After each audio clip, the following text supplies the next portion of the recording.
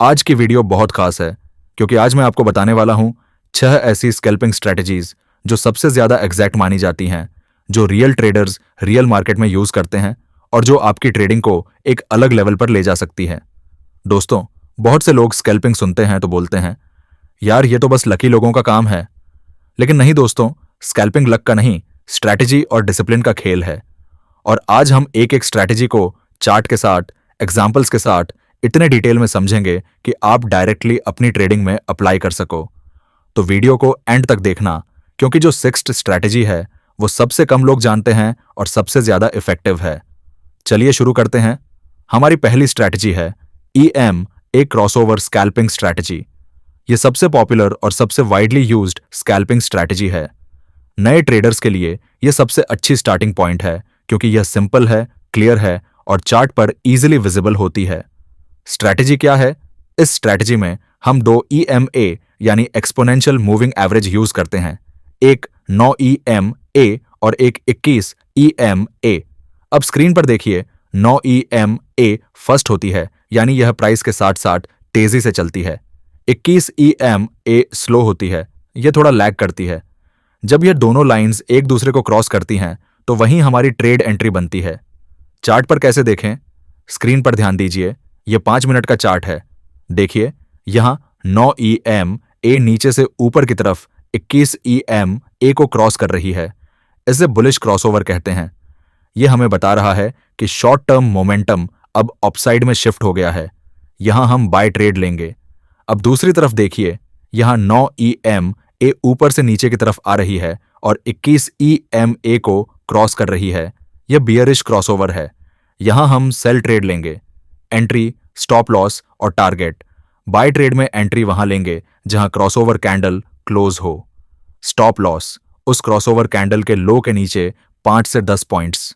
Target कम से कम 1:2 risk reward, मतलब stop loss का डबल। सेल ट्रेड में एग्जैक्टली उल्टा, एंट्री क्रॉसओवर कैंडल के क्लोज पर, स्टॉप लॉस कैंडल के हाई के ऊपर, टारगेट 1:2। एक इंपॉर्टेंट फिल्टर दोस्तों, EMA क्रॉसओवर अकेले यूज मत करो, इसके साथ VWAP को फिल्टर की तरह लगाओ। रूल सिंपल है, बुलिश क्रॉसओवर तभी लो जब प्राइस VWAP से ऊपर हो, बेरिश क्रॉसओवर तभी लो जब प्राइस VWAP से नीचे हो। इससे फॉल्स सिग्नल्स बहुत कम हो जाते हैं। बेस्ट टाइम सुबह 9:30 से 11 बजे के बीच यह स्ट्रैटेजी सबसे अच्छा काम करती है। इस टाइम वॉल्यूम हाई होता है और EMA क्रॉसओवर्स क्लीन और रिलायबल होते हैं। सक्सेस रेट, सही फिल्टर के साथ इस स्ट्रैटेजी की एक्यूरेसी 65 से 70% तक होती है, मतलब 10 ट्रेड्स में से 6 से 7 प्रॉफिटेबल। और अगर रिस्क रिवॉर्ड 1:2 मेंटेन करो तो बाकी लॉसेज इजीली कवर हो जाते हैं। दोस्तों, दूसरी स्ट्रैटेजी है जिसे बहुत सारे प्रोफेशनल स्कैल्पर्स अपनी प्राइमरी स्ट्रैटेजी मानते हैं, ओपनिंग रेंज ब्रेकआउट, जिसे शॉर्ट में ORB कहते हैं। ओपनिंग रेंज क्या होता है? मार्केट सुबह 9:15 बजे ओपन होती है। मार्केट ओपन होने के पहले 15 मिनट्स यानी 9:15 से 9:30 बजे तक, इस टाइम जो हाई और लो बनता है उसे ओपनिंग रेंज कहते हैं। स्क्रीन पर देखिए, मैंने इस 15 मिनट का विंडो का हाई और लो मार्क किया है। यह एक बॉक्स की तरह बन गया है। अब यही हमारी स्ट्रैटेजी का आधार है। स्ट्रैटेजी का लॉजिक, जब प्राइस इस ओपनिंग रेंज के ऊपर ब्रेक करे यानी ओपनिंग रेंज हाई को तोड़े तो यह स्ट्रॉन्ग बुलिश सिग्नल है। बुल्स ने कंट्रोल ले लिया है, यहां बाय ट्रेड लेंगे। जब प्राइस ओपनिंग रेंज के नीचे ब्रेक करे, ओपनिंग रेंज लो को तोड़े तो यह बेरिश सिग्नल है, यहां सेल ट्रेड लेंगे। चार्ट पर कैसे देखें? स्क्रीन देखिए, 9:15 से 9:30 के बीच एक रेंज बनी। हाई था 45,200 और लो था 45,050 यानी 150 पॉइंट्स की रेंज। अब 9:32 बजे एक स्ट्रॉन्ग कैंडल बनी जो 45,200 के ऊपर क्लोज हुई। यह ORB ब्रेकआउट है, यहां buy entry. Stop loss, opening range के नीचे यानी 45,050 के नीचे। टारगेट, कम से कम ओपनिंग रेंज जितना ऊपर यानी 150 पॉइंट्स का टारगेट 45,350। वॉल्यूम कॉन्फर्मेशन दोस्तों, ब्रेकआउट के टाइम वॉल्यूम जरूर देखो। अगर ब्रेकआउट कैंडल पर वॉल्यूम एवरेज से ज्यादा हो तो वो जेन्युइन ब्रेकआउट है। अगर वॉल्यूम कम है तो वो फेक ब्रेकआउट हो सकता है, जिसे फेकआउट कहते हैं। कॉमन मिस्टेक, बहुत से लोग ओपनिंग रेंज के अंदर ही ट्रेड लेने लगते हैं। दोस्तों, ऐसा मत करो। ओपनिंग रेंज के अंदर मार्केट इंडेसिव होती है, ऊपर नीचे दोनों तरफ जा सकती है। ब्रेकआउट के बाद, कॉन्फर्मेशन के बाद एंट्री लो। यह स्ट्रैटेजी ट्रेंडिंग मार्केट्स में बेहद पावरफुल है और इसकी एक्यूरेसी सही कॉन्फर्मेशन के साथ 68 से 72% तक होती है। दोस्तों, अब बात करते हैं तीसरी स्ट्रैटेजी की, RSI डाइवर्जेंस स्कैल्पिंग स्ट्रैटेजी। यह स्ट्रैटेजी थोड़ी एडवांस है, लेकिन जो लोग इसे सीख लेते हैं वो मार्केट में कुछ और ही लेवल पर ट्रेड करते हैं। डाइवर्जेंस होती क्या है? डाइवर्जेंस तब बनती है जब प्राइस और इंडिकेटर दोनों ऑपोजिट डायरेक्शन में जा रहे हों। चार्ट पर देखिए, प्राइस नए हाईज बना रहा है, लेकिन RSI के हाईज नीचे आते जा रहे हैं। प्राइस और RSI का डायरेक्शन अलग अलग है। यही बेरिश डाइवर्जेंस है और यह बताता है कि अब ट्रेंड कमजोर पड़ रहा है, जल्दी रिवर्सल आ सकता है। अब दूसरा एग्जाम्पल देखिए, प्राइस नए लोज बना रहा है, लेकिन RSI के लोज ऊपर आते जा रहे हैं। यह बुलिश डाइवर्जेंस है, यानी डाउन ट्रेंड कमजोर हो रहा है, बाउंस आने वाला है। स्कैल्पिंग में इसे कैसे यूज करें? RSI डाइवर्जेंस अकेले बहुत कम टाइम में रिवर्सल नहीं देता, यह थोड़ा स्लो प्रोसेस है। इसीलिए स्कैल्पिंग में इसे EMA क्रॉसओवर के साथ कंबाइन करते हैं। रूल यह है, पहले डाइवर्जेंस आइडेंटिफाई करो, फिर उसी डायरेक्शन में EMA क्रॉसओवर का इंतजार करो, क्रॉसओवर होते ही एंट्री लो। स्क्रीन पर देखिए, यहां प्राइस न्यू लोज बना रहा था, लेकिन RSI हायर लोज बना रहा था, बुलिश डिवर्जेंस। हमें पता चला कि रिवर्सल आने वाला है। थोड़ी देर बाद 9 EMA ने 21 EMA को ऊपर क्रॉस किया, कंफर्मेशन मिला। यहां बाय एंट्री, स्टॉप लॉस उस लो के नीचे जहां डाइवर्जेंस बना था, टारगेट VWAP तक या 1:2 रिस्क रिवॉर्ड। क्यों है यह पावरफुल? क्योंकि डाइवर्जेंस आपको एडवांस में बता देती है कि मूव कमजोर हो रही है। दूसरे इंडिकेटर्स जहां लेट सिग्नल देते हैं, वहां डाइवर्जेंस अर्ली वार्निंग देती है। इसीलिए इसे यूज करने वाले ट्रेडर्स अक्सर बहुत अच्छी एंट्री प्राइस पाते हैं। इस स्ट्रैटेजी की एक्यूरेसी 72 से 75% तक हो सकती है, क्योंकि यह मार्केट की अंडरलाइंग वीकनेस को पकड़ती है, न कि सिर्फ प्राइस मूवमेंट को।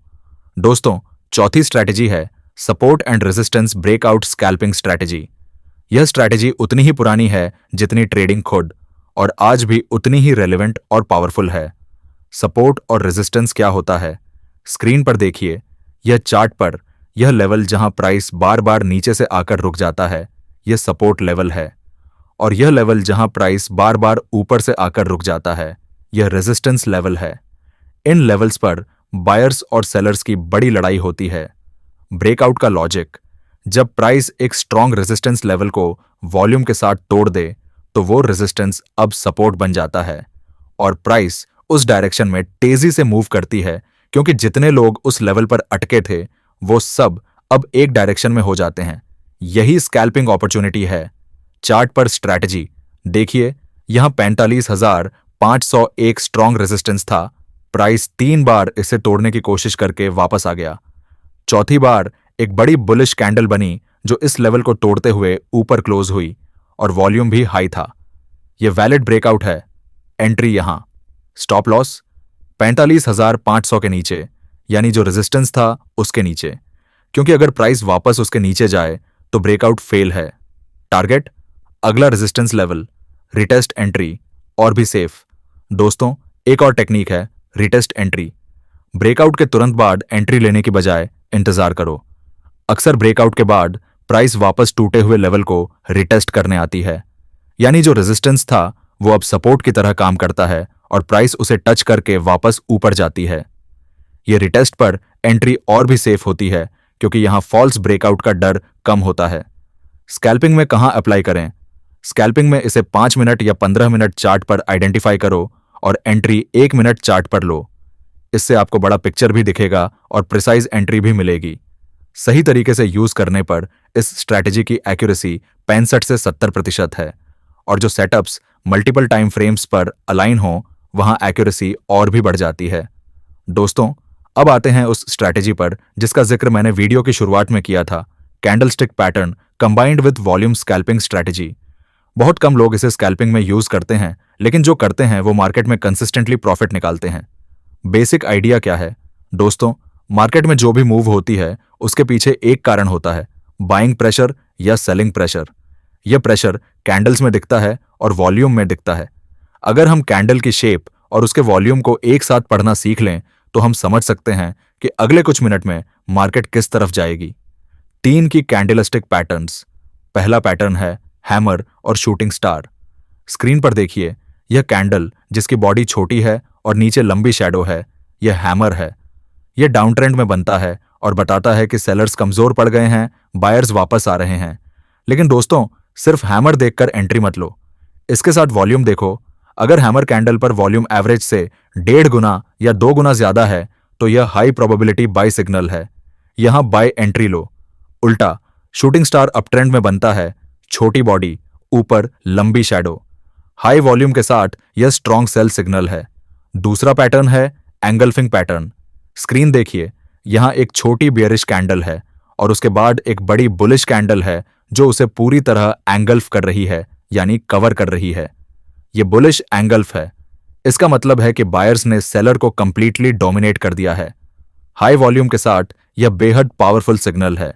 स्कैल्पिंग में यह पैटर्न 1 मिनट या 5 मिनट चार्ट पर बहुत बार बनता है। तीसरा पैटर्न है डोजी। डोजी वो कैंडल होती है जिसकी ओपनिंग और क्लोजिंग प्राइस लगभग सेम होती है। यह मार्केट की इंडिसीजन दिखाती है। डोजी अकेले कुछ नहीं बताती, लेकिन जब यह किसी स्ट्रॉन्ग सपोर्ट या रेजिस्टेंस लेवल पर बने और उसके बाद वॉल्यूम स्पाइक के साथ डायरेक्शनल कैंडल बने तो वो एक पावरफुल सिग्नल है। वॉल्यूम को कैसे रीड करें? स्क्रीन पर चार्ट के नीचे वॉल्यूम बार्स देखिए। एवरेज वॉल्यूम को मेंटली नोट करो। यह आमतौर पर सभी बार्स का मिडिल साइज होता है।